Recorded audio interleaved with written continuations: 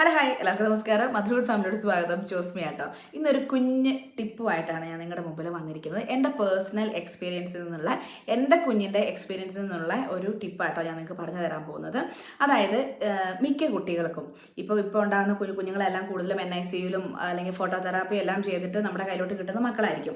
അപ്പോൾ ഈ കുഞ്ഞുങ്ങളുടെ സ്കിന്നിൻ്റെ കളർ എന്ന് പറഞ്ഞു കഴിഞ്ഞാൽ ജനിക്കുമ്പോൾ ഉള്ള കളർ ഈ ഫോട്ടോതെറാപ്പി അല്ലെങ്കിൽ എന്തെങ്കിലും ജനിക്കുന്ന സമയത്ത് എന്തെങ്കിലും ഹെൽത്ത് ഇഷ്യൂസ് വന്നിട്ട് മെഡിസിൻസ് കുറേ ഇഞ്ചെക്ട് ചെയ്യേണ്ടി വന്ന കുഞ്ഞുങ്ങളാണെങ്കിൽ അവരുടെ സ്കിൻ ടോൺ ജനിക്കുന്ന സമയത്തുള്ളതാവില്ല, അത് കുറച്ചും കൂടെ ഇരുണ്ടു പോകും.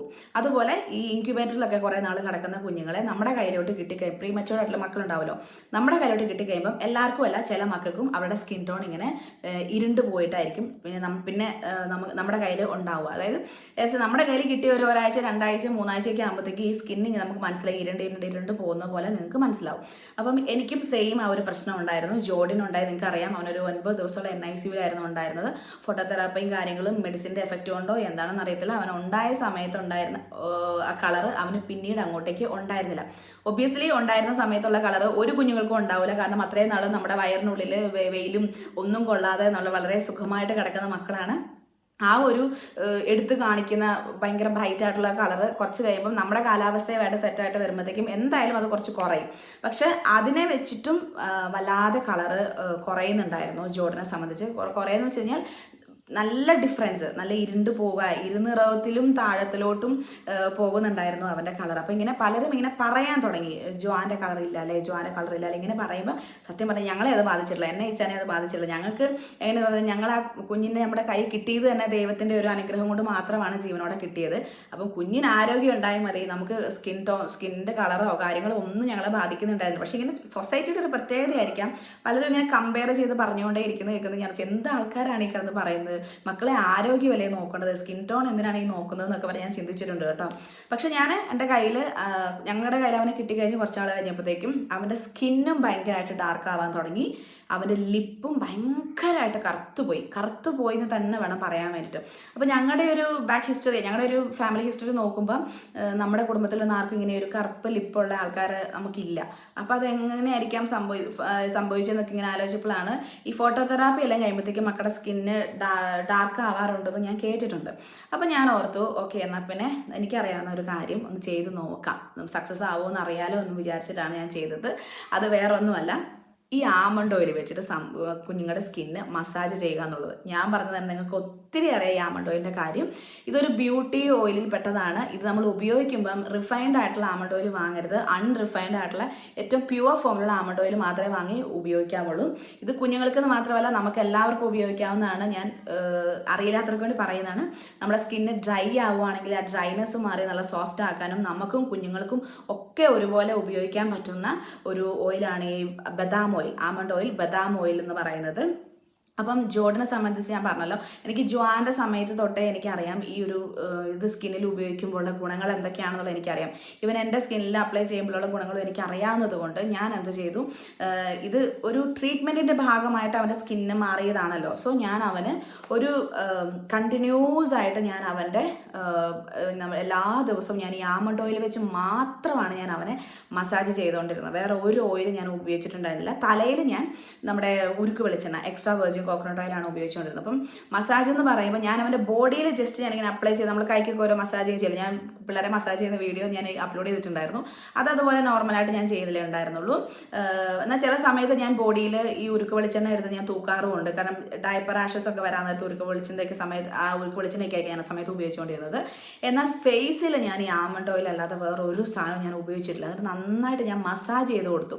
കാരണം എനിക്കറിയാം ഇതിൻ്റെ ഗുണം. ഇത് സ്കിന്നിനെ ഒരുപാട് ഹെൽപ്പ് ചെയ്യുന്ന അല്ലെങ്കിൽ റിപ്പയർ ചെയ്യാൻ, സ്കിന്നിൻ്റെ പല പ്രശ്നങ്ങളും റിപ്പയർ ചെയ്യാൻ വേണ്ടി ഉപയോഗിക്കുന്ന ഒരു ഓയിലാണെന്നുള്ളത് എനിക്ക് അറിയാവുന്നത് കൊണ്ടാണ് ഞാൻ ഇത് തന്നെ ഉപയോഗിച്ചുകൊണ്ടേയിരുന്നത്. ഞാൻ ഉപയോഗിച്ച ബ്രാൻഡുകൾ അബുദാബിയിൽ നിന്ന് വാങ്ങിയതാണ്. SOF എന്ന് പറയുന്നതും സഹ്റത്ത് ഘാട്ട് എന്ന് പറഞ്ഞിട്ടുള്ള 2 ബ്രാൻഡുകളെ എനിക്കറിയത്തുള്ളൂ, അതേ ഞാൻ ഉപയോഗിച്ചിട്ടുള്ളൂ.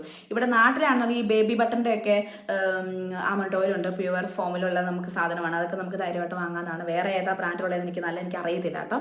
പക്ഷെ നിങ്ങൾ വാങ്ങുമ്പം അൺറിഫൈൻഡ് ആയിട്ടുള്ള ഓയിൽ മാത്രമേ വാങ്ങാവുള്ളൂ. ഓക്കെ, അപ്പോൾ നമുക്ക് കാര്യത്തിലോട്ട് കിടക്കാം. നമ്മൾ നന്നായിട്ട് ഞാൻ മസാജ് നന്നായിട്ട് ഞാൻ ചെയ്തുകൊണ്ടേയിരുന്നു. നന്നായിട്ട് ഞാൻ മസാജ് ചെയ്തിട്ടുണ്ടായിരുന്നു. ഞാൻ എടുത്തു പറയാം, അവൻ്റെ ബോഡീനേക്കാളും ഞാൻ കോൺസെൻട്രേറ്റ് ചെയ്തത് അവൻ്റെ ഫേസിലായിരുന്നു. ഫേസിൽ ഞാൻ നന്നായിട്ട് ഞാൻ മസാജ് ചെയ്ത് ഒരു 2 മാസമൊക്കെ ആയപ്പോഴത്തേക്കും അവൻ്റെ സ്കിൻ ടോൺ ഇപ്പോൾ ഉള്ള ആ ഒരു സ്കിൻ ടോണിലോട്ട് ഞങ്ങൾക്ക് തിരിച്ച് കിട്ടിയെന്ന് വേണം പറയാം. സത്യം പറഞ്ഞാൽ അത് ഭയങ്കര ഒരു അത്ഭുതമായിരുന്നു കേട്ടോ. ഞാൻ തിരിച്ച് കിട്ടില്ല എന്ന് വിചാരിച്ചതാണ്. ഫോട്ടോതെറാപ്പി കഴിയുമ്പം ഒബ്വിയസ്ലി കുഞ്ഞുങ്ങളുടെ സ്കിൻ ടോൺ കുറച്ച് നല്ലപോലെ ഡിമ്മാകും. അത് കുറച്ച് നാൾ കഴിയുമ്പോൾ കുറച്ചൊക്കെ നമുക്ക് തിരിച്ച് കിട്ടും, പക്ഷെ എന്നാലും കംപ്ലീറ്റ് ആയിട്ട് നമുക്ക് തിരിച്ച് കിട്ടാറില്ല.